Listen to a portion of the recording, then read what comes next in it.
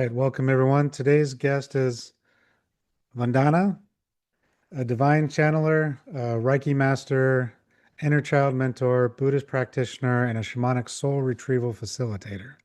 Welcome to the show. Thank you so much. It's an honor to be here with you today, Jeremy. And why don't you let the people know a little bit about kind of what you do today, and then we'll get into how you got there. Yeah, well, what I'm most passionate about right now is that I'm focusing my work on ancestral healing and generational trauma for survivors of childhood dysfunction. Um, and I have actually a podcast all about that. It's called Adult Children in Recovery. And I feel like I don't necessarily feel like, but the statistics show and the research shows that a lot of us fall in that category, fall under that category. And then we wonder why, we have all these ongoing problems that don't seem to ever resolve themselves. So I like to help people to unpack that Hmm. and to kind of release the bondage, the entanglements to like family dysfunction, generational pain, stress, and trauma, and all that. So that's what I'm most excited about. I'm doing a lot of family constellation work these days and offering something new. It's a modality called hypno constellations. And what's great about it is that it can be done online, doesn't have to be done as it formally has been for the last, whatever, 25 years in a group setting where you need like 10 people to have a constellation. So it's very systemic. It really is looking at the lens of systemic trauma and how we inherit that and gets passed on from generation to generation until someone steps up, like the first healer in the family, and really does something about breaking the cycle so we don't carry it and pass it on to our descendants. So I've always known that this is really the root of all the collective trauma in the world and that most people don't even address it. Um, so that's what I'm most excited about offering. That's what I've been doing online these days. Pretty much everything I've been doing is online.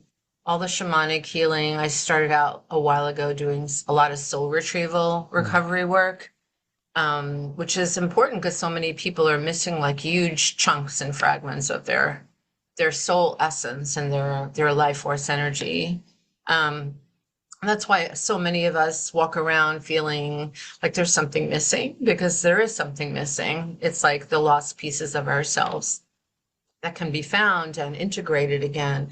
So, yeah, I mean, whether it's Reiki, shamanic healing, Akashic readings, just looking at the soul, Hmm. because everything is on a soul level. Whatever happens can't necessarily ever be explained, in rational terms, like, oh, okay, well, this happened. Like, why do some people have great karma and some people have not so great karma?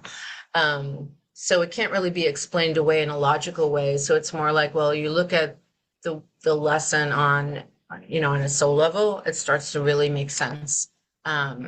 Yeah. So yeah, I like to offer all different kinds of modalities and basically just trust that whatever somebody needs, they're going to receive in a session because it's all energy medicine. So it's all about keeping the energy moving and flowing the way it's meant to.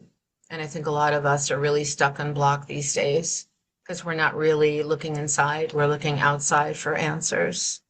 And Yeah. the answers are not there. Like we're looking outside for approval and validation and, please tell me I'm worthy. And, because a lot of people just weren't raised by emotionally mature, available parents or the adults that raised them. And so there's a lot of wounds and scars that are still untreated. And so I feel like it's happening more and more. So I feel like that's my soul role. Like I need to help, because I've always been the helper in my family. So yeah, I think it's just a combination of different tools that I could pull out of my toolkit.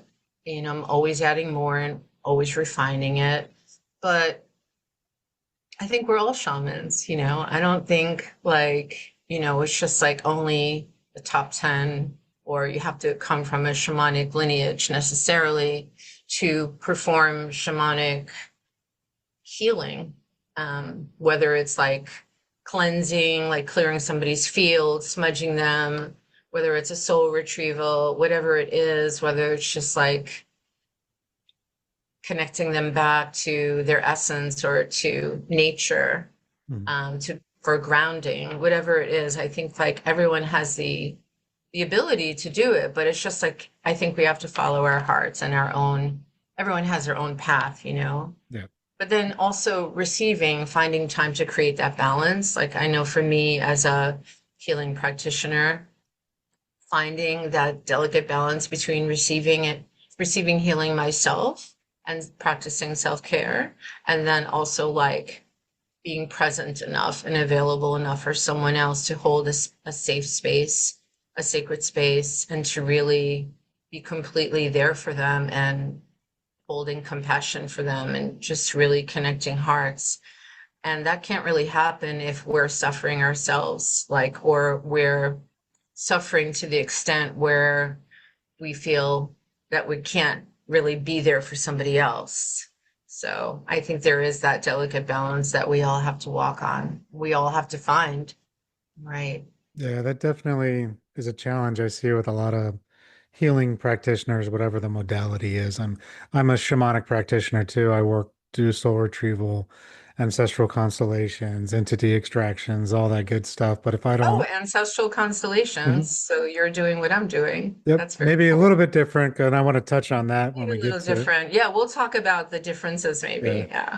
but definitely I see it a lot with practitioners who, we want to give and give and give, but we're not taking the time to work on ourselves. We're not working on our own Yep. woundings, our own stories. And Yep. then we get unbalanced ourselves, and that leads us open for other things to come in and mess with us, whatever it is. Entities. Entities, karma. I would say half my clientele is healers, and the other half is I mean, they could, like veterans, first responders, stuff like that, because they'll have severe Cool. trauma and then things get into them. But it's always been kind of a balance. People who are just starting on their healing path are already healing others. They don't take the time to work on themselves basically because they just want to go full hog and help people, which is great. But the healer heal thyself. In my own training, we have to start on ourselves first before we could even work on Yes. others. We had to go through the medicine wheel ourselves. And so Absolutely. I mean, our healing is always number one priority, our self-healing, self-care. Yeah. And you know, that's a huge issue. Also, we can have a whole separate conversation about, you know, the egoic, you know, quote unquote shamans or gurus or, you know, spiritual teachers who don't take responsibility or accountability, and they often act with impunity and they think that they could do no wrong. And so they're not, so that's like a big issue for me. That's like a big pain point. Like when I see that, it really upsets me and disturbs me because I think what we do is a huge responsibility. And, you know, it's not about, you know, getting rich quick or yeah, getting power or, you know, and there's just like way too many people out there who misrepresent themselves and they take like a weekend course and, you know, they're a Reiki master in a weekend or they call themselves a shaman, but, you know, that's like a very sacred term to throw around. yeah, So you know, I mean, you can say that you're a shamanic practitioner or, you know, but unless you come, I think from like, it's in your bloodline, your lineage is like, oh, I come from generations of shamans from the Amazon, from the rainforest, from um, Altai, Siberia. Like, you know, there's like shamans from all over the world, right? And shamans from Norway and stuff like that. So yeah, I think that that is something that I've been witnessing for years myself, which is not okay. So I think the most important thing is to be authentic and and to also ask yourself why you're even in this industry, in this field, because it's not easy, especially if you have trauma yourself and you have unresolved burdens yourself. Excuse me. So I think, yeah, doing the work is number one, Yeah. doing the inner work and not spiritually bypassing. And none of the escapism routes ever work, because you're just going to crash and burn. Just going to crash and burn. Right. And Um, it's a constant it's constant work. You're never done. It's so many layers to it. It's a constant just keeping up on things, making sure you're addressing old trigger points, old wounds, things that you might not have thought of until you cleared something else out of the way. And something new comes up and you're like, oh yeah, okay, now it's time to work on this type of thing. Oh, there are so many So layers, like endless, infinite layers. Of course, just when you thought like one layer, like you're healed and you're good now, and you make a breakthrough in your life or some type of major transformation, and then all of a sudden, boom, something hits you from behind or wherever, like catches you off guard, and you're like, oh my God, I thought I resolved that. So yeah, we are all a work in progress. And it's just because, so much is hidden and unconscious, and veiled. hmm. We can't really see that. And it's good that we've forgotten all that, maybe the first 5 years of life, maybe something happened or in utero. I do a lot of work with people, um, that, like, especially empaths and caregivers, um, who are so frozen and numb, but a lot of they can't even remember the first few years of their life. I'm talking about like at least 5 or 6 years. They have no memory at all. And that is good for them because that is a, survival response to trauma or like loss or just something, a lack of bonding with their, with the adult caregivers. But a lot happens. It's passed on to us, as you know, in utero, even at the moment of conception, and we inherit, the burdens as well as the gifts from our ancestors. So we could talk about that if you want, but Oh yeah. um, I have an ancestral altar that I took a course years ago with Daniel Four, who wrote a book called Ancestral Medicine. I've taken that course too. It's really good. Yeah, really good. And I'm still on his mailing list. And excuse me, sometimes I'll like sign up for one of his like free courses or something like that, like an intro. That's because it's very interesting and different what he does. But I did at that time I have several altars. I have about 3 altars in my home. So I have a Buddhist altar. I have an altar dedicated to a teacher, the Venerable Zen Master Thich Nhat Hanh, who was one of my teachers, who was known for engaged Buddhism, which is very different because it wasn't like the traditional kind of Buddhism. It was more like he was more of an activist and a poet and a writer, as well as a spiritual teacher. But when he passed, I felt compelled to create an altar for him. Um, and I think that this is, and then I have the ancestral altar, which I've actually taken down because it was bringing up too many visitations, too Mhm. much unresolved stuff from my troubled ancestors that I knew. I think the ancient ones were fine. I think they were totally healed and resilient and, um, I call upon them more than the recent ones. But I think the recent ones are doing better now that I'm doing the hypno constellation work, a lot more. But yeah, so altars are great, but we're not taught that in our society, in the Western culture. We're not taught about honoring, uh, and communicating or channeling our ancestral soul, making peace with the ones that are still, like even possibly earthbound. the ones that are lost, right? Mhm. So the ones that haven't made it to the ancestral shores. So I think that that is really our responsibility. But if we don't grow up in this culture, even knowing we can do that, that we're able to do that, then nothing is going to change, or we're just going to keep passing on these burdens to our children and their children. Oh And I'm yeah. sure that that has already happened with me and with my son, who's grown. He's an adult now, but um, yeah, we try our best, but there are so many veils that we have that sometimes really like the veils of illusion I'm talking about that kind of like put a spell on us. So it's hard to know what's real and what's not real.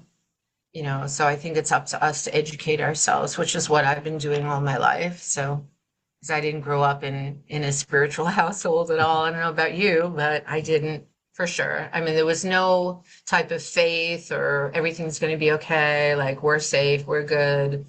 There was a lot of separatism and division and isolation and a lot of secretism. So like a lot of stuff like buried under the table, a lot of silence, a lot of cut off between, you know, different sides of the family, a lot of abandonment, all that. And I was like, okay, brought up with all of that, it's hard to know what's yours and what's not. So I Yeah. think that in itself is a daily practice of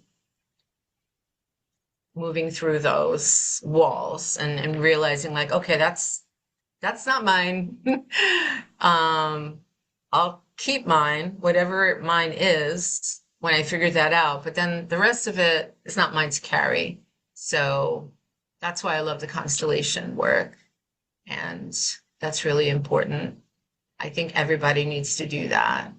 For most people, I think I also work with the inner child quite a lot with reparenting, teaching people how to do that, or just like facilitating sessions where people can have that experience of knowing that they can become their own loving parent and they can reestablish that connection so that their inner child is like lives in their heart and the home of their heart, and they can really like be present to meet their needs and to just listen and give them a voice. And I think that that is the most beautiful work. People cry all the time, they get very emotional, but yeah, there's a great I would say a higher amount of people who resist this work because it can also bring up things. But that's why it's so important to hold like a very gentle and safe space for people. But there are a lot of people that are in denial. They're like, no, I have like a really good family. Yeah, they had their problems. And then as we speak, like all of a sudden, like this information will come forth like, oh yeah, well, he only beat me up like a few times, or yeah, he drank, but yeah, oh, well, maybe I should have a session with you, and it starts coming up because I think that we're just brought up not to talk about stuff, like just to pretend and wear a mask, like everything's fine. And it's really not. And that can be really dangerous. Yeah, and I want to dive into the hypno constellation because I do agree with you, especially with childhood dysfunction. I mean, we're kids having kids, basically. And even if you're in your 20s, you're still a kid. Hmm. One of my teachers, he said it right where it was, you're not truly an adult till you're about 30. Because Hmm. your mind's still changing, you're still learning who you are, you're still trying to figure it out. The first 18 years, you were most likely with your parents and that dynamic. Then you finally go off on your Hmm. own a little bit, trying to figure things out. And you really don't know who you are till you're about your 30s. And when you said that, Hmm. I'm in my late 40s and I'm like, oh yeah, that's true. I didn't know anything about what I wanted, where I wanted to be, or any path until I was about 30. Luckily I didn't have kids till I was even 30 because I wouldn't even have been able to afford them. There would have been so much stress and trauma Yeah. from us trying to Yeah. work and cover ends meet to take care of a child. When it was just us, it was fine. We're Hmm. figuring it out ourselves. But once you bring a Yeah. child into it, it makes it a lot harder. It's a whole different dynamic, and it's like a lifelong responsibility because even when you're 80 and your kids are 60, they're adults, but Right. they're still your kid. They're always going to be your baby, you're always going to look at them that way. And I think like, now it's so different, like depending on like how, if you have a neurodiverse child or a child on the spectrum or whatever or just a child who's very sensitive and you like an indigo. So I think like there are no like hard and set rules about like, well, you don't really become an adult or or become emotionally mature until you're this age or that Right. age. I don't think that really applies to the lives that we live now, like where we're at right now. I mean, I think that could have applied like 30, 40 years ago. When at that time it was like 18, you're out, whether you can handle life, whether you know who you are, what you want to do, like just get a job, just get any job, but you're out of the house. I mean, most people I know, like their adult kids live with them, like, Yeah. and that's like pretty normal now. And it's also normal, unfortunately, because of our economy and because of the housing problem, right? So that's another reason why a lot of, you know, I mean, people in their 20s and even 30s, maybe even later, like they're kind of like maybe in the basement or they're living with their mom and dad or just their mom or just their dad. So I think like we're living in a very like challenging times, very like unpredictable and uncertain times, but historically, like I don't think that we've ever experienced what we're experiencing now. But as far as hypno constellations go, yeah, it's all about the ancestors and like all of these problems that we experience that we think are personal are actually not. They didn't start with us. They were passed on to us. Um, so I think it's important to look at the whole family system, and that's something that we totally are unaware of. Most people. I mean, not you and I, but I think more and more people are waking up and catching up to the fact that this is inherited, but there are also loyalty vows that make us feel like we belong and we're closer to maybe a family member that was distant or dismissive.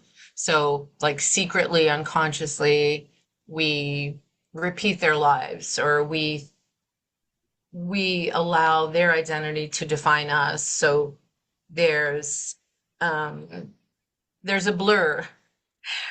So we have to unblend from that misunderstanding. Like we could do better. It's okay if we do better than our parents and grandparents. That's what they would want for us. Like, Mm. so I think like just because we have whatever ancestors struggled, we don't have to let that define our identity. We have to find our own way. And I think that that's the beauty and the magic of, working with family systems. And the understanding and the insights that you get is just crazy. It's really miraculous. Like, I mean, in a group setting, that's like a traditional family constellation thing, right?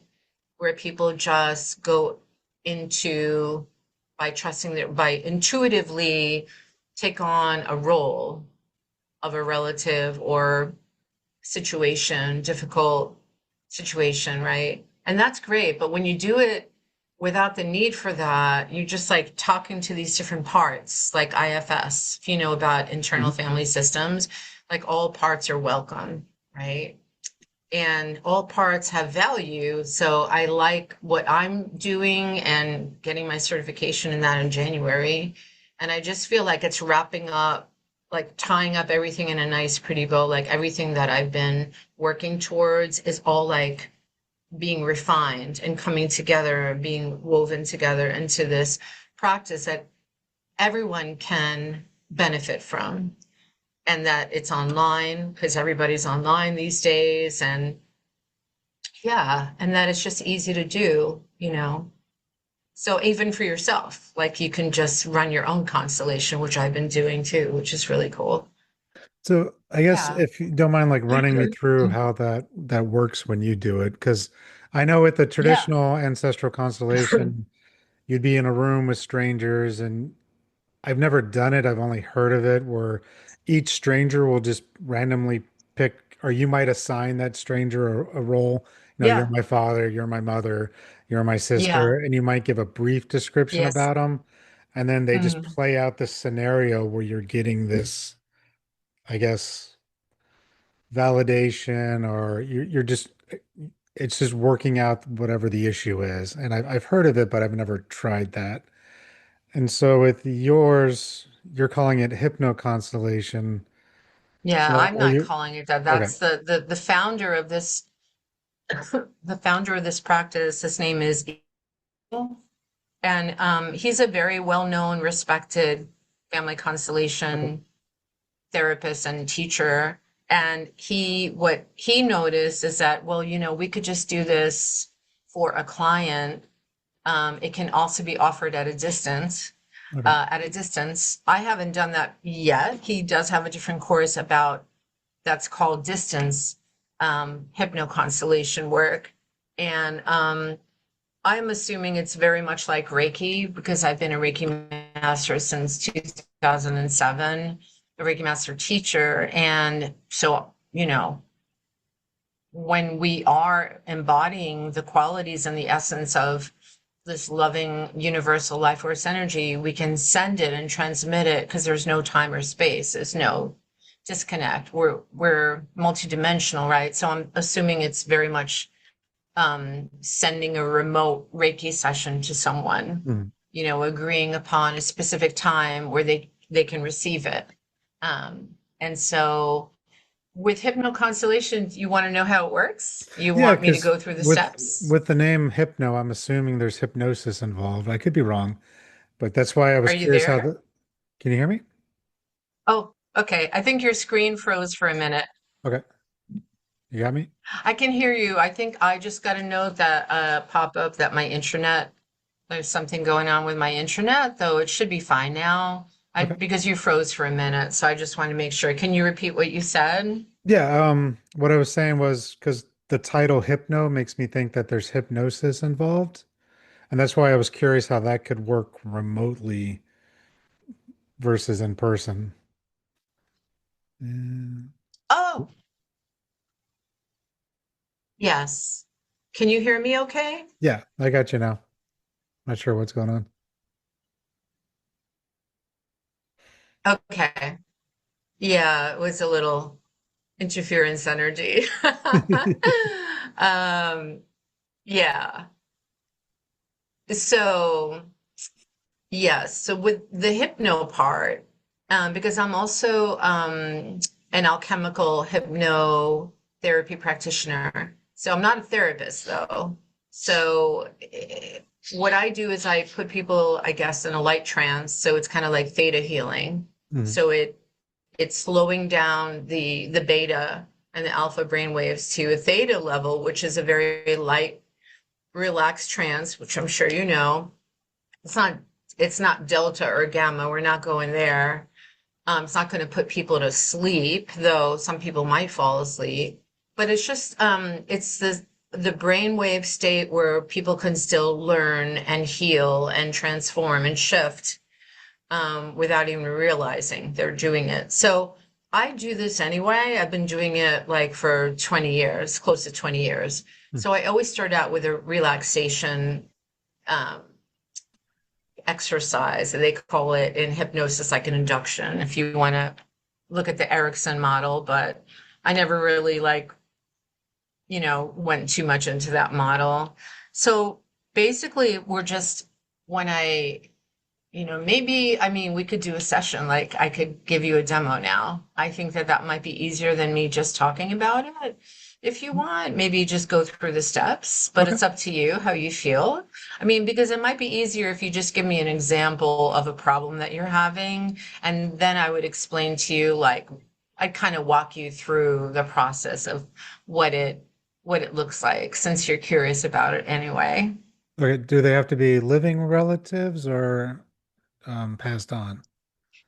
How does that work? No, no, not at all. Actually, most of my relatives are gone. So, like my parents, grandparents. I have a brother who's physically in a body, but pretty much dead to me because he doesn't engage with my son and I. So it doesn't, right, because there's no such thing really as time or space. So there are no barriers to break through. So it could be a loved one, on the other side, beyond the veil, in the Okay. spirit world. So whatever it is, I'll just tell you we won't actually go through a whole session Okay. because that would take over an hour. But Right. I'll just kind of walk you through what I would do if you were my client. So I think because talking about it only might something might get lost in translation. It's not going to be, you're not going to really maybe get it or feel it as clearly as if we do it this way. Yeah. So Correct. what's the challenge? What's the pattern? What's the unfulfilled longing or desire? What's the frustration that probably didn't start with you that maybe reminds you of someone in your family? I'd say probably as a father, being able to connect better to my sons. So both my kids, right? So with my own dad, he worked all the time, didn't really connect. I mean, Yeah. he passed away a couple years ago, so there was a lot of unresolved stuff there. I mean, he did his best for, looking back at the adult side of things, I can tell that he did the best he could. He had to do what he had to do. But from the kid point of Yeah. view, we were very disconnected. And so that's been one of my things of trying to make sure I don't repeat that pattern with my own kids. Mm-hmm. And do you feel that sometimes you do if you're Yeah. triggered or stressed like that? That's like a default system. Like it kind Yeah. of happens spontaneously and very quickly. Yeah. And so can you think of a situation that might have happened recently or maybe a long time ago where you turned into your father with your Uh, kids or maybe with um, someone else? But yeah, with your kids, it would have to be because if it's yeah. like a father wound. It's funny because I was guided this morning to create a new workshop that I have every couple of weeks. I facilitate an online workshop, a transmission for people. So we just had the wounds in the female line, right? The divine feminine wounds. So I decided, and that included mother wounds too, but I thought, okay, well, now it's time for the men to be healed, right? To heal the patriarchy, right?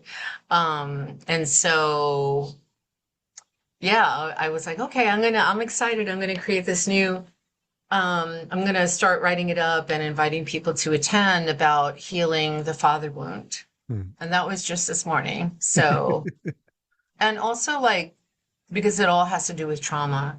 And so chances are your father had his share of Oh, unhealed, unresolved he trauma. had a lot, way Um, more than I did. yeah, and you're probably carrying it where in your body, like in your stomach, in your chest, Let's say it's your stomach, yeah. back.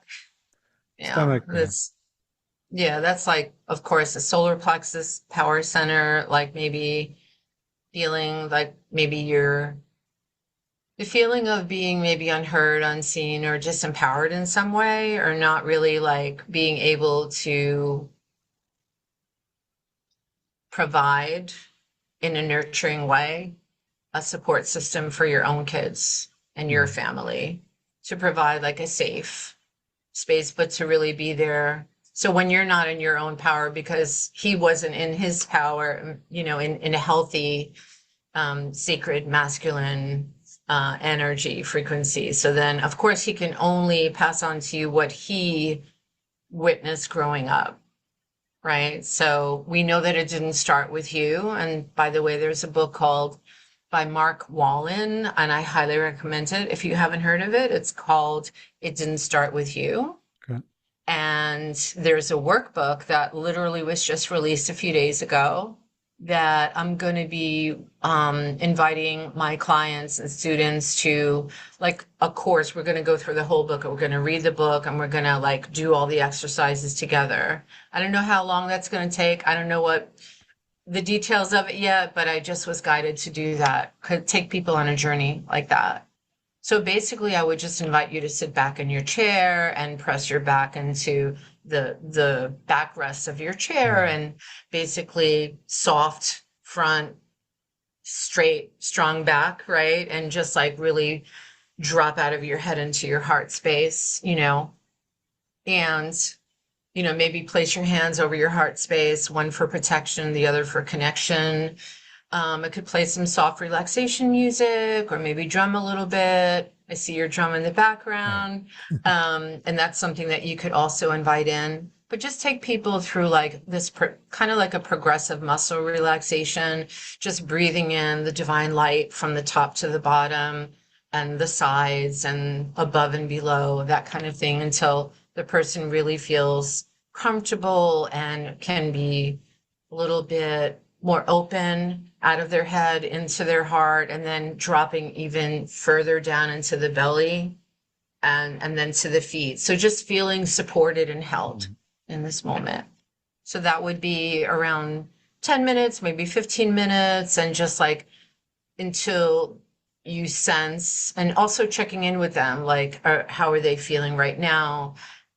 And asking them to close their eyes for as long as they can, because a lot of the work that's informed me is trauma based, so trauma informed, and people who have a history of trauma do not like the way that we would facilitate meditation or relaxation for people who have a lot of trauma in their history and their family is going to be different. So they're not going to really, they may feel um, unsafe when they Mhm. close their eyes, because you don't know what happened to them when they maybe caught off guard, and how it is. So I would say just to relax their eyes and maybe gaze down at their feet. They could open their eyes whenever they feel a need to. And then you want to advise them, like just to let them know and check in, like, hey, if you interrupt me, if you need to, you want to go to the bathroom, you want to share something about your experience, so forth, right?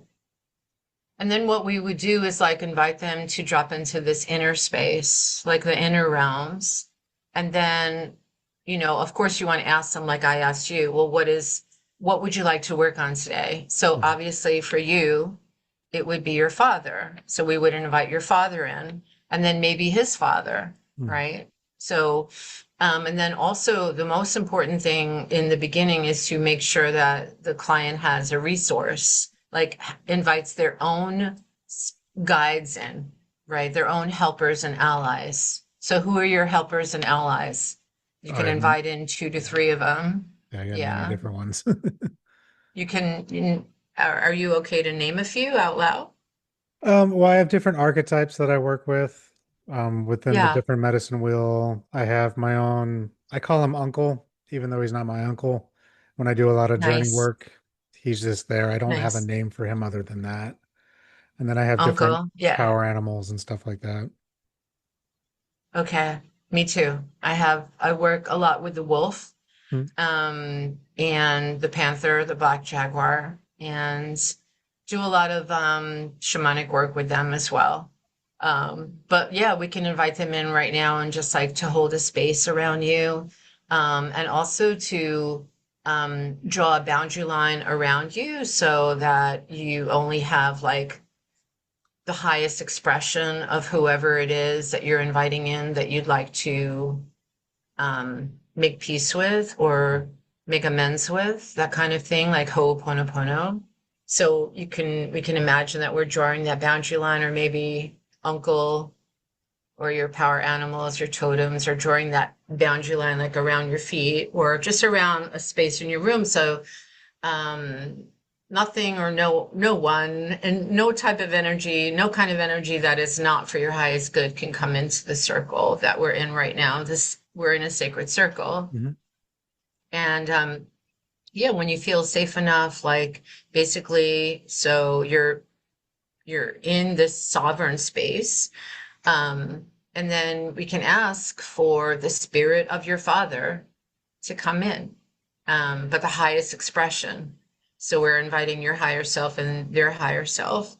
And, you could just have them pop in, or you can pop out and you could be wherever you want, like in a place that maybe you were in a lot that brings back happy memories of some good times when you felt close to your father. Where would that be? Would that be a park, or Okay. a playground, or an amusement park, or whatever that is for you? some place that feels very open and spacious and that you have plenty of space so you're not triggered in any way, right? So we're not like asking you to relive any timelines or bring up any memories when you felt invisible Mhm. or when he wasn't there for you when you needed him to be the most, right? So we're not doing that, but we're just maybe just asking some simple questions and introducing yourself. And I'll give you some samples of constellation statements or sentences that you could just bring up. They're very basic. Okay. And then do you want to bring in his father as well? Does it feel right to bring in his father as well? Yeah, I mean, Or if we his were doing it for mother? Was real, he close? I would Yeah. do his father for sure, or my grandfather, his father. There's a lot of Yeah. trauma with that too, without going into too Yeah, much that's what detail. I But yeah, I there's a lot felt there. that organically, like intuitively. I was like, yeah, because it didn't start with your father either. And so you can, so you're in this space now. Is it outdoors or indoors? Like, where are you right now? Like, you can close your eyes if it helps you to go deeper, but, and not to feel like you have to look at me necessarily. Yeah. You can even turn your chair sideways if it helps you to get less distracted and feel like, oh, I have to talk to her. So I mean, I'm just saying, like in a session, you'd probably have Yeah. your eyes closed. Yeah. I mean, What was I I'm saying? not Oh going yeah, so down, I wasn't going down deep at all. I was just listening to the method. yeah, Yeah.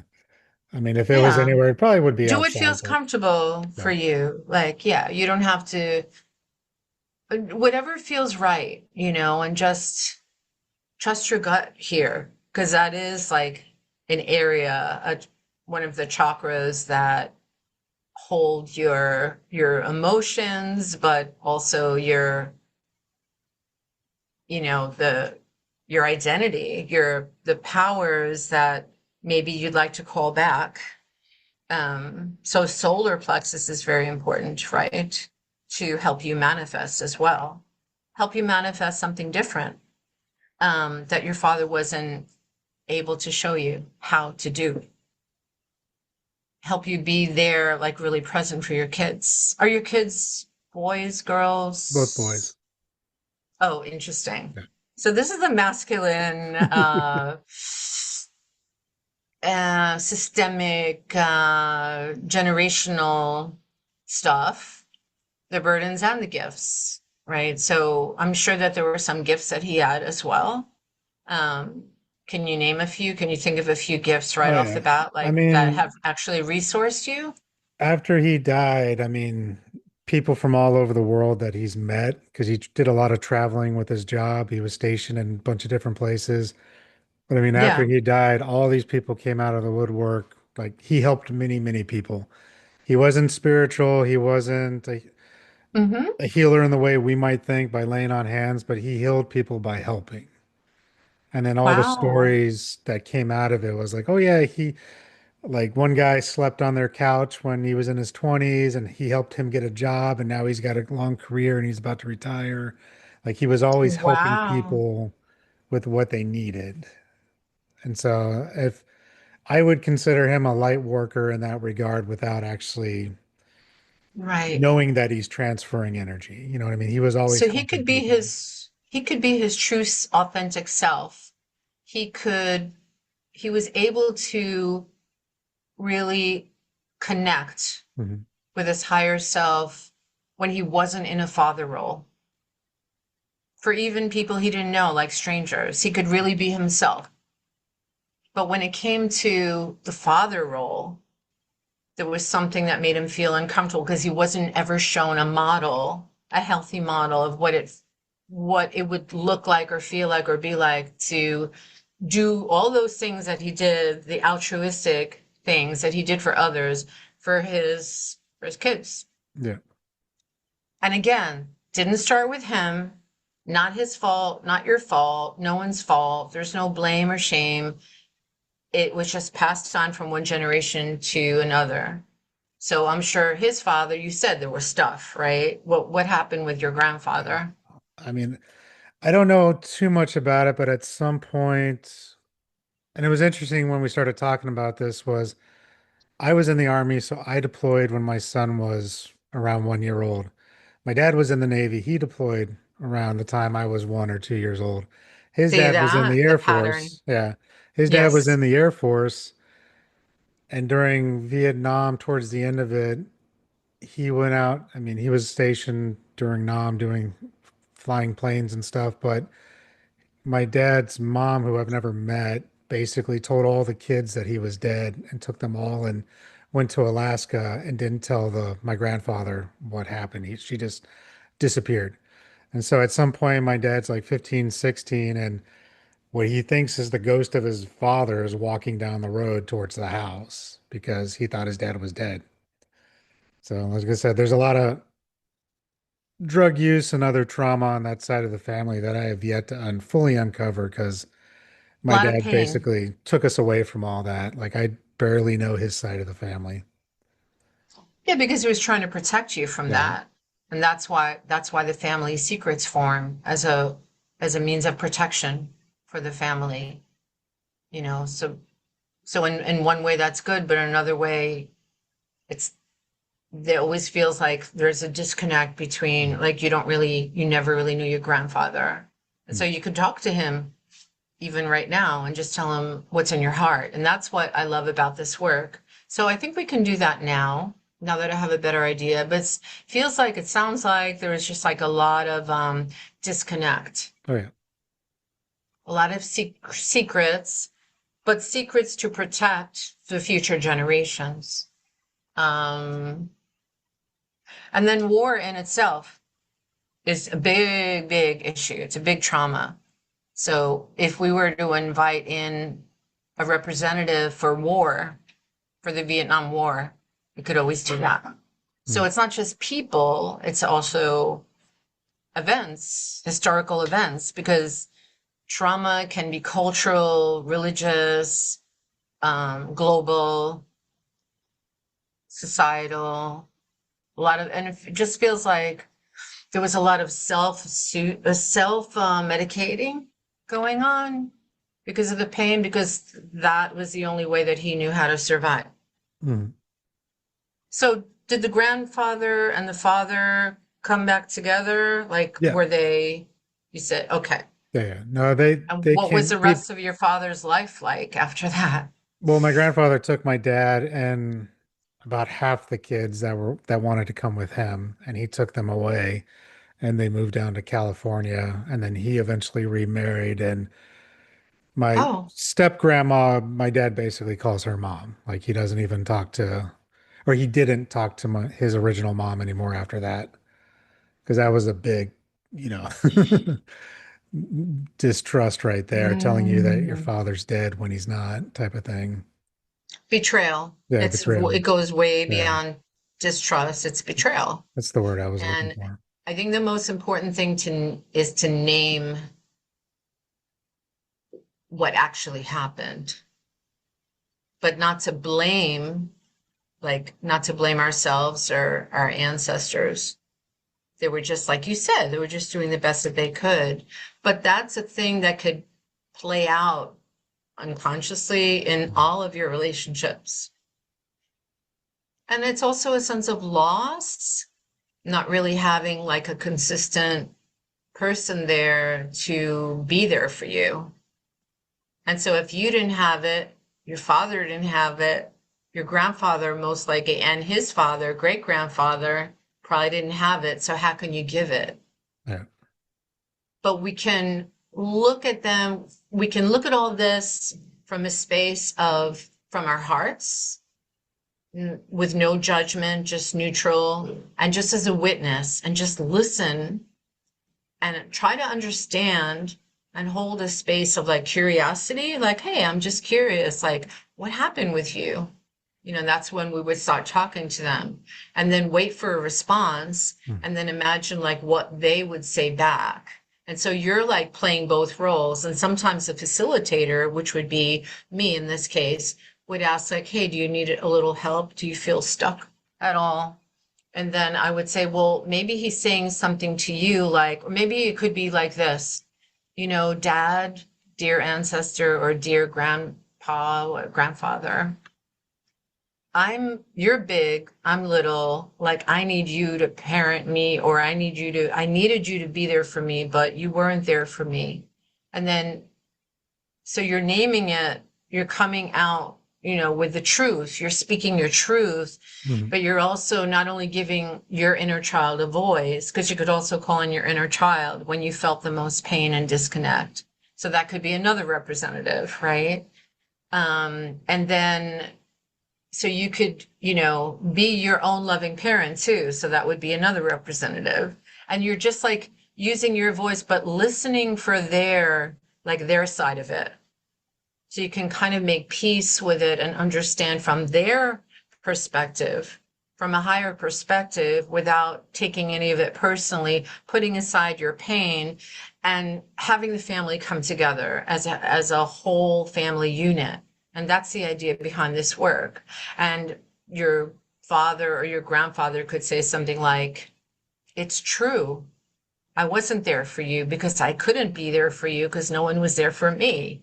And I didn't know how to do that because I was so traumatized myself, and I'm sorry, or whatever it is, like what, and then you say what you need to say and they say what they need to say until there's a sense of mutual understanding, and then also acceptance, like saying something like, even though I'm little, I still need you to be part of our family, or else it feels like there's something missing, like there's a hole in the soul of my family. And then they could, invite them back into the lineage. Mm-hmm. Because if they're not seated in their rightful places, then it's always going to feel like there's something fragmented and broken in within you, because you didn't have, like, your ancestors were abandoned, they were out of the loop. So we want to invite them all back, try to understand what they were going through, right? And then there were two other things. One way to do this is to float up, and to kind of float out of your consciousness just partially, and to imagine that you're just like kind of like a floating pair of eyes, like just pure awareness, and you're Mm-hmm. looking down at your father, you're looking at your inner child, you're looking at you as your inner child's new loving safe parent, you're looking at your grandfather and so on, right? And you're maybe seeing things that because you have all this space, this breathing room, you're looking down, you're like, oh wow, I didn't notice that my father and grandfather are standing like so close to each other, and they're really like, it feels like they want to reconnect. Or, oh, I'm noticing that my inner child is turning his back to them and he feels like left out, or whatever it is, like, you know what I mean? And Yeah. then after you get this higher perspective, come back into your body, and then you stand at a safe and comfortable distance, like step in a little bit closer, and then see if you could like merge and blend your consciousness with one at a time, or else it would be too confusing. Let's say we could start with your inner child and step closer, and you can tell them like, hey, I'm actually you, but all grown up, and I would love to um, help you feel safe. So you have like a safe um, place to come home to. And I just love to know your story. Can you tell me your story? So you would want to come a little closer and then just see if you could see through his eyes. Like imagine what that would feel like. And you're in this hypnotic state, right? This light trance, you're really super relaxed, and your heart is open, Mm-hmm. and then see if you could like imagine what it would be like to hear through his ears and even feel through his heart what he might be feeling. And that gives you a different perspective too when you're on the ground, so to speak, and you're really connected, so that you could really understand better what he was feeling and going through. And then you can, get a better understanding of what that is, what he was experiencing with his father and grandfather. Um, and then you could do the same thing with your dad. Mm. And with his dad, like what was it like being your dad? What did he go through, or what did he get and what didn't he get that made him the man that he was? And then do the same thing with your grandfather. What was it like being in the Vietnam War? Like with like what he saw, what he heard, right? And the lives lost and what he witnessed that once you see, you can never unsee. Mm. Like, and then you'll have a different perspective, different understanding or insight about your grandfather's life and why he disassociated and why he self-medicated and all of that. And what he and the loss and what, you know, the pain that he was carrying around in his heart that he felt like he needed to numb with a medication, with alcohol, whatever, the drugs. Now you understand, like, oh, I was told all these stories that were passed on to me that, like, he was really not a great guy, or Yeah. he had a lot of issues. But now you understand why he had all those issues, right? And then you can tell him something like, um, yours was a difficult fate. And yet I can make a different choice for my family, for my children, for my boys. I can be there for them. I can choose a different fate, a different life. I could choose to live differently than you did. I can tune into my feelings and accept them and be vulnerable. And that's okay. And that actually is a sign of safety and healthy masculinity.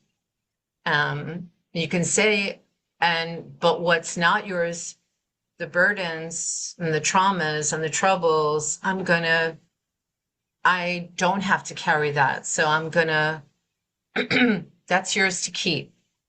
I return this with love and respect and compassion, but it's not mine. And you could just hand it back. Yeah. You could just pull it out wherever you're feeling it, like in your case, in your stomach, and just say, I mean, thank you for the lessons. Thank you for the wisdom. This is not mine to keep. It never was mine. I'm a child. You're an adult.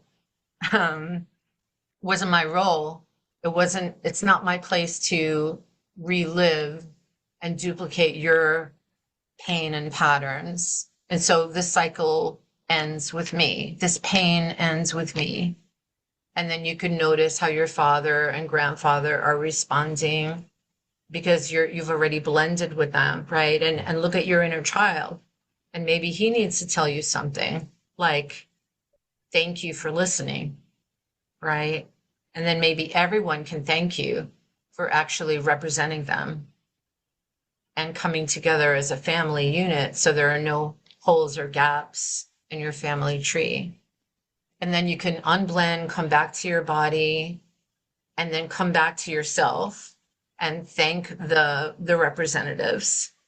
And then you could talk about it, you could make notes and journal about it, and you could record the session. Mm. And there are plenty of hypnoconstellators out there that I could also introduce you to. But I'm just curious, how was this session for you? This faux demo, I because you didn't mean, go all the way deep, but I feel like you really were paying attention and you were really tuning in. So I'd love to hear no, I your mean, I feedback. definitely got some insights. Like I said, the deployment thing, I never thought about until just now. And then some of the other stuff that I described, it was like, oh yeah, this did happen, those happened. But no, it's an interesting place to start, and it gives me some ideas to do some work on my own with it. But because we kind of do the same thing, I don't call it hypno constellation, but Hmm. we do the ancestral constellation where Yep. we'll have someone come in, we'll talk about it, and I use Yep. my kuya as my healing stones. I'll have them pick a kuya that represents that Oh, family yes. member.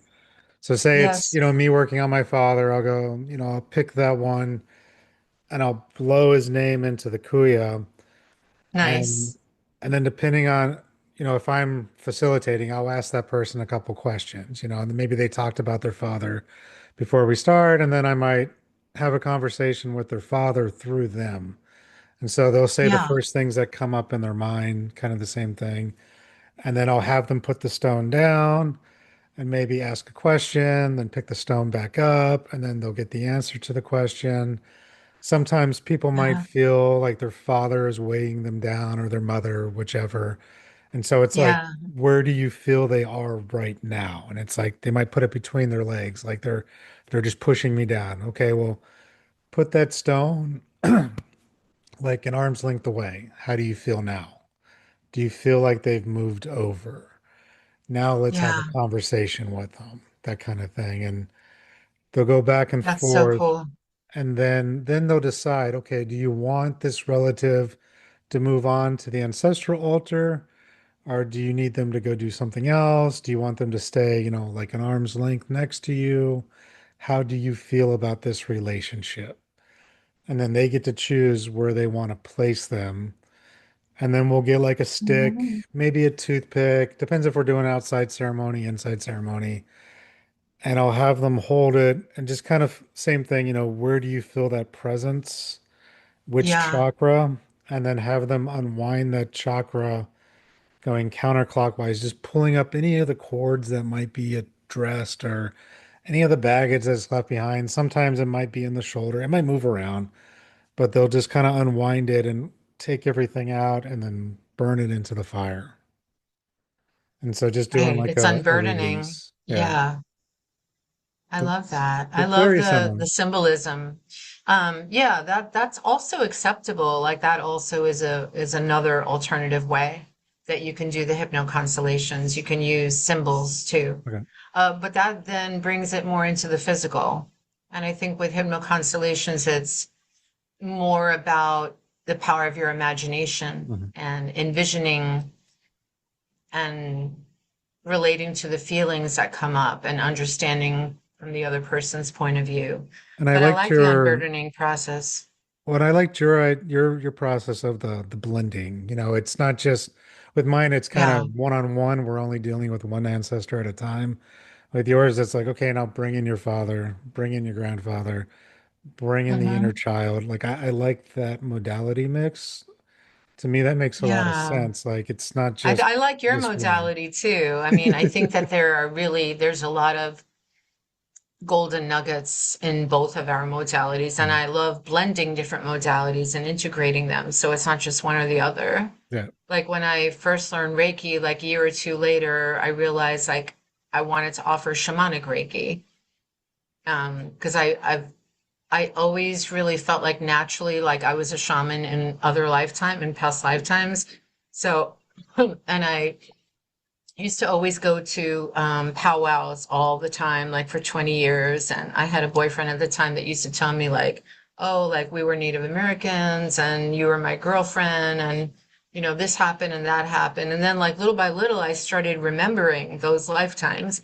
But then I started smudging people where it turned into like a half an hour or 45-minute session, and I would just like take my feather and my sage and just smudge people from head to toes. And it would really feel good, like to people. Mm. They loved it. And so that's why I wanted to like incorporate Reiki with shamanism. And then a lot of people that were just purists were pretty upset. Like they didn't want me to do that. They were like, you can't mix. It's not right. It's one or the other. I'm like, why does it have to be one or the Yeah. other?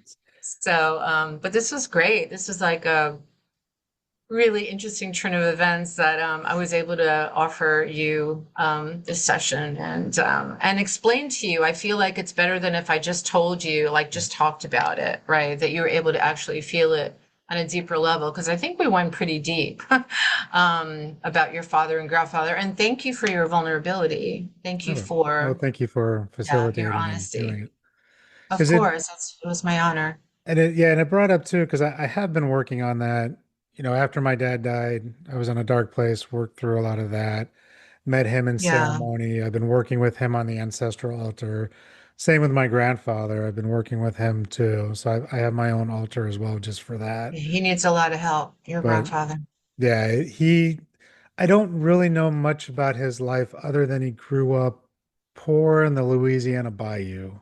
Like that's all I really know about that side of the family. It was just, Isn't that interesting? Like that's all that you were told. yeah, it's like I we mean, just don't talk about it. I didn't know anything about my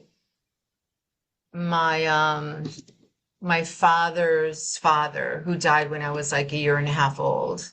I didn't know anything about him except like maybe a couple of stories that, oh, he was really funny. He had a good sense of humor and that he was a tailor and that's about it. Like I really didn't know. But with this kind of ancestral thing, it's interesting. Like, how old was, because I'm playing around with some things that are making a lot of sense because I'm of a certain age. So I'm Mhm. thinking, I wonder what my mother was going through. Because this is part of the Mark Wolin book that I told you about. It didn't start with you. This is how I found out about it by reading this book. So let's say I was 40. Um, I'm going to think about my mom, like, what was she going through when she was 40? Mhm. Was there like a major transition? And when I started thinking about that, I realized that when she was my age now, because that's how related we are, like, that's how DNA connected we are. She was going through a loss a betrayal. Like, we talked about the word betrayal, like, it has a lot of energy, that word. And yeah, my father, like she found out my father was like cheating on her with another woman. Like they drove by a car, like they were in separate cars, and it was a traffic light, and the traffic light turned red, and she looked over. She was with my grandmother, her mother, and it was my father with his girlfriend in the next lane. And she came home in shock and tears, and I took on her pain. And she's the same age as I am now because I feel like I am going through a lot of changes right now.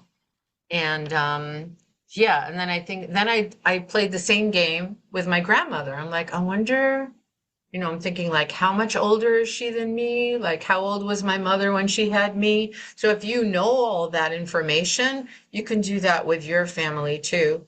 And it's shocking what you'll find out. I'm telling you, it's shocking. 'Cause then I thought, oh, what happened to my grandmother when she was my age?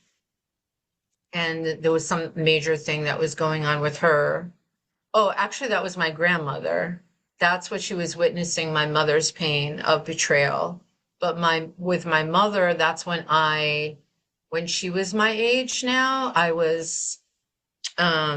had just given birth to my son. And that was a big life event, right? So if you think about it, even physical imbalance or dis-ease or whatever, like that runs in the family, that could play a part in this too. But do you know anything about your mom and dad? And like, you could do the math later, but I'm just wanting to share that this is really interesting. Well, I mean, when you were How old are you? talking, I'm 45. Okay. So when you were talking just now, like my grandfather died, I think around the same age that I was when my dad died. Or it's very close. Yep. It's very, very close. Interesting. I would need to work out the math to get specifics. So Wow. that was interesting. Now, and it was sudden both times. So my grandfather got lung cancer from the asbestos of those airplanes. Came on real quick and sudden. He I'm was a sorry. smoker forever, but it had nothing to do with the smoking because they can Yep. do a test and see exactly where it comes from. And so he actually got cancer from the asbestos within the planes. And my dad died suddenly. He had like a mini stroke or something and collapsed and took him to the And how old hospital. was he? I'm trying to work out the math in my head, but I want to say 60, 60, 59, 60. Hmm. So, or actually 60, I was 43, so 62, 63. And I Yeah. think my grandfather, when he died, was about 65, if I'm not mistaken. It's Hmm. pretty close. It's not exactly right, but. It's interesting. I mean, it's not set, nothing is set in stone, of Yeah, course, but I think like it is genetic partially. There is some truth to that, like a predisposition to certain illnesses or diseases, but it's mostly about lifestyle. yeah, It's mostly about your beliefs, your how you see yourself in the world, how you see others, like, and how much work you've done, how much healing work you've done yourself. And, if you have a sedentary lifestyle, if you're in the computer all day and you're not really physically active, and you're not working out at a gym or whatever, doing exercises, and all of that plays a part, like body type. I mean, I was looking at it was like Julia Roberts. We were watching a movie, my son and I, the other day, and I was like, oh man, like I wish I had like a body like her. She's like so tall and thin. And then my son's like, well, look at your look at your parents and grandparents. I was like, I know.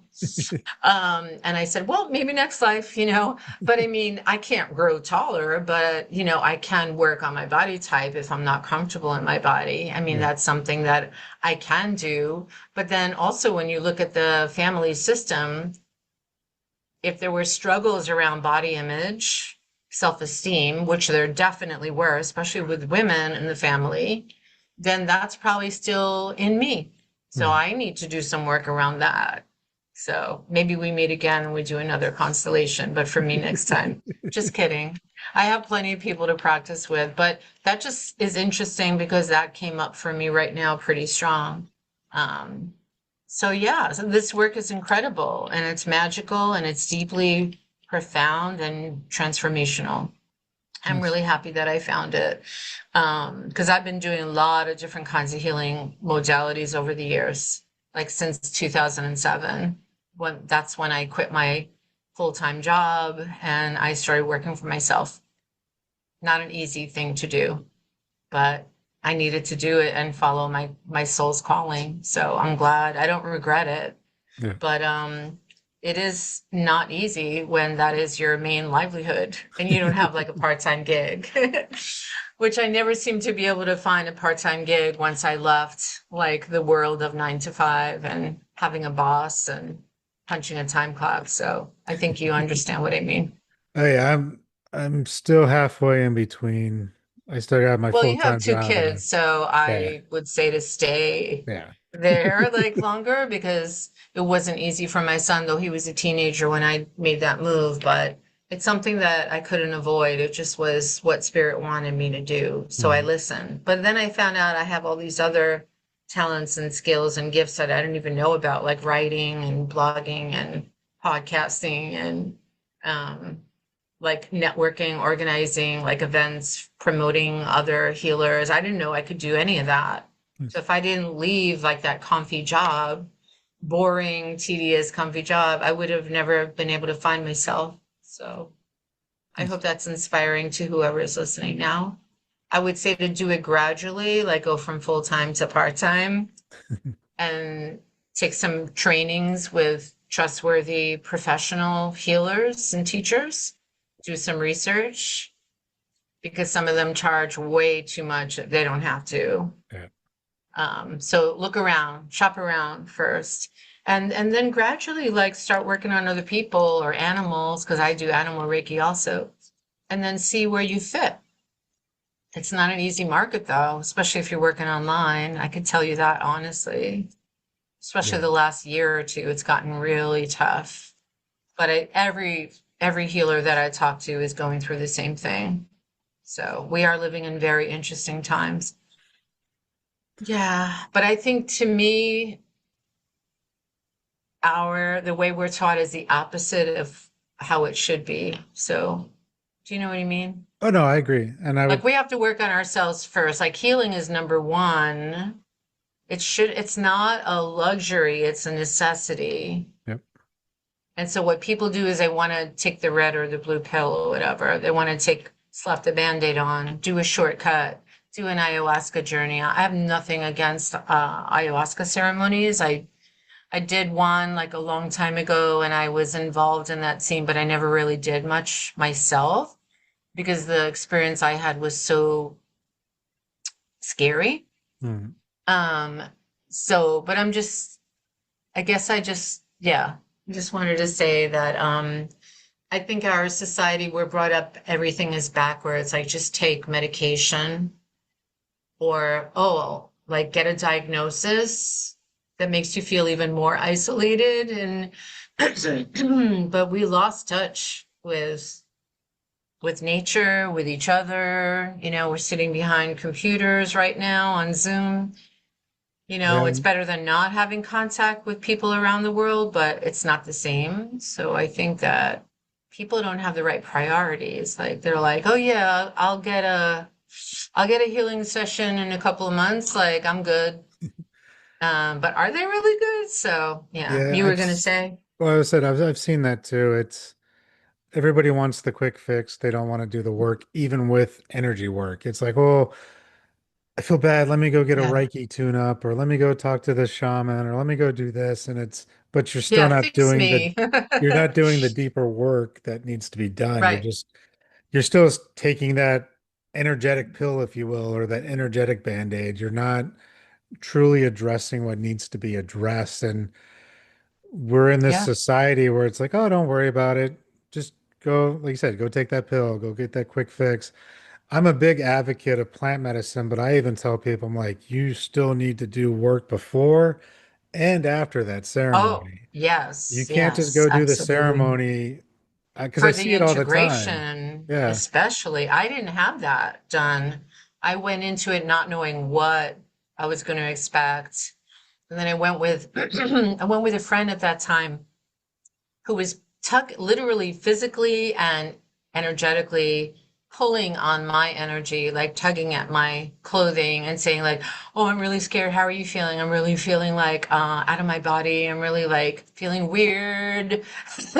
And I was like, "Leave me alone. Let me have my own Mm. journey." And that was really difficult. But we weren't allowed to lay down or like journey. We had to sit with our back straight. It was like Native American church in a teepee, and I didn't know what to expect. And I was exhausted. I was starving. I was like irritable. I mean, I had to pee. That's a whole nother conversation. And so, but there wasn't, I think one or two people came over and just smudged me, like ran over like the sage, like and just took their feather and did that, and that felt a little better. But most of the time, I felt very alone and not and very like out of my body Mm. and wanting to throw up and couldn't, and it was like a whole thing. But I didn't have that after healing. And that's the irresponsibility of a lot of people, unfortunately, in our industry. I didn't get that follow up, like, how are you doing? That Yeah. check in. And although I'm not facilitating plant medicine journeys, the work I'm doing does bring a lot of stuff up. And I always want to be there for them and hold a space. Like, I'm not going anywhere. I'm here for you. Let's do a check in. How are you feeling? But a lot of people are just like they don't understand how it works. But yeah, that's a whole nother topic with plant medicine. Oh yeah. Oh, Well, and you even the said check-in. I mean, I do that after 3 days after a session. I follow up like, hey, that's how are you awesome. doing? How's it going? If we have something scheduled later, I'll see you next time. If not, let me know if you need to do anything else. But always follow Yeah, up because the emotions can go crazy for some people. Sometimes yeah, it's could really be completely triggering. fine. Sometimes they just want to take a nap afterwards. Yeah, Sometimes memories come up over those 3 days where they need to address it. It really depends on the person. I would say nine out yeah. of 10 times they're just tired for a day or two and then they feel a Do lot you work better. in person or online with people? Only online now. I used to do in person, but then Me too. I do a lot of extractions with entities. So it's like, then I'm Oh, worried about my nice. space. Do I need to protect the house? Like, I I've do done that that a anyway, lot, but but then I it was didn't. more work. It's a lot. It's a lot to do that. That's like you have to be so clean and so pure and so connected to spirit, like, and without, because if it could sneak up in you too. It can jump through the screen. And Oh so yeah. I don't really do that work so much anymore, but I did. And I can, but I choose not to. go that deep and mess with entities. Like I don't yeah, but you know what? If you feel like that's something that you are supposed to do, then definitely do it. I But I know wanted to for just me say it is. about, yeah, I wanted to just add real quick, and then I think we should probably wrap up because I Yeah. just looked at the time.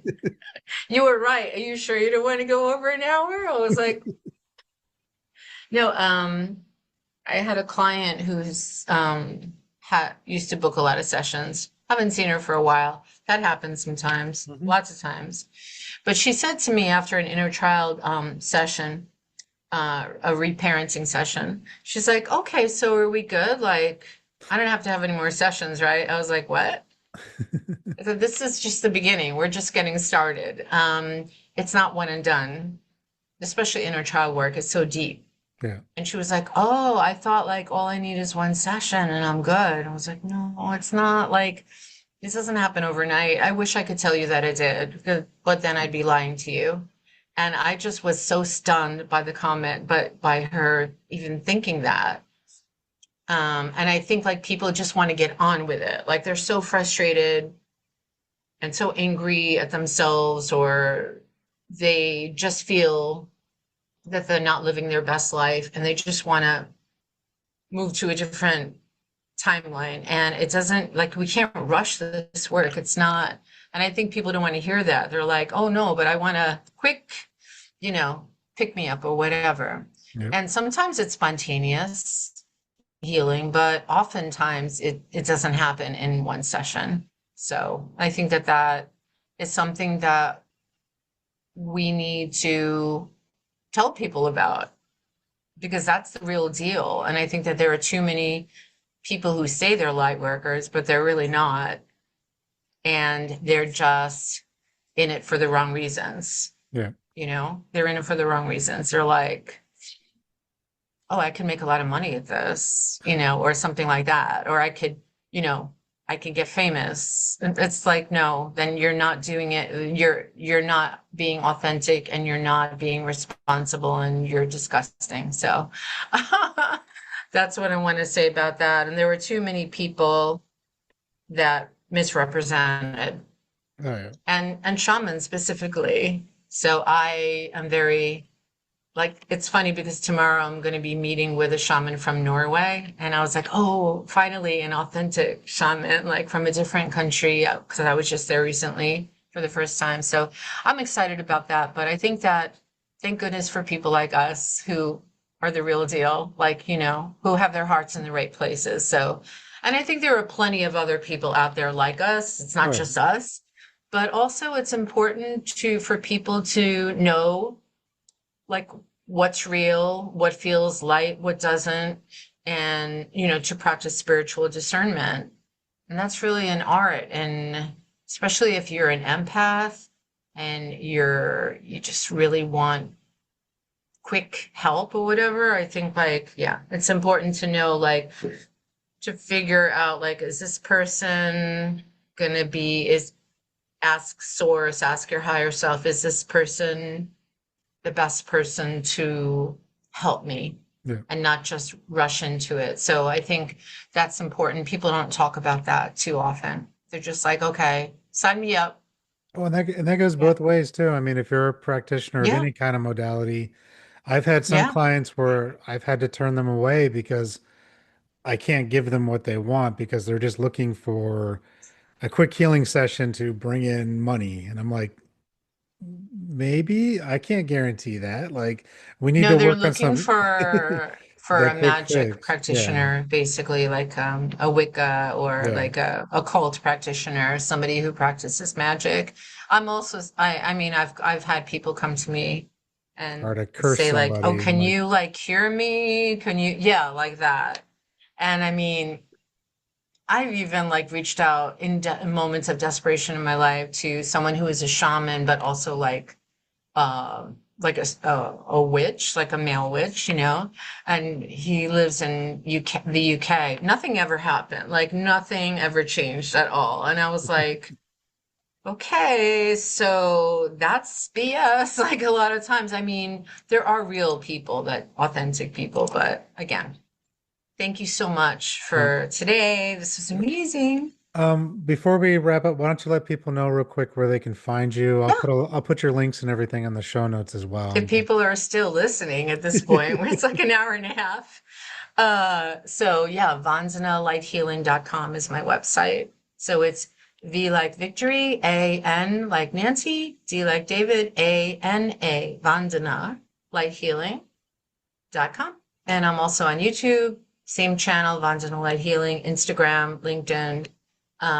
Yeah. And so I have also a free gift on my website right now. So if you want to go there, and I'm also offering like a 30-minute complimentary ancestral healing session. So definitely check me out. Nice.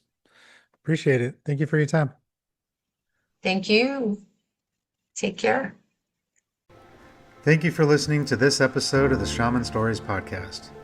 If you have any interest in the services that I provide or the services of my guest, please click the link in the show notes below. Thank you. And until next time, have a good journey.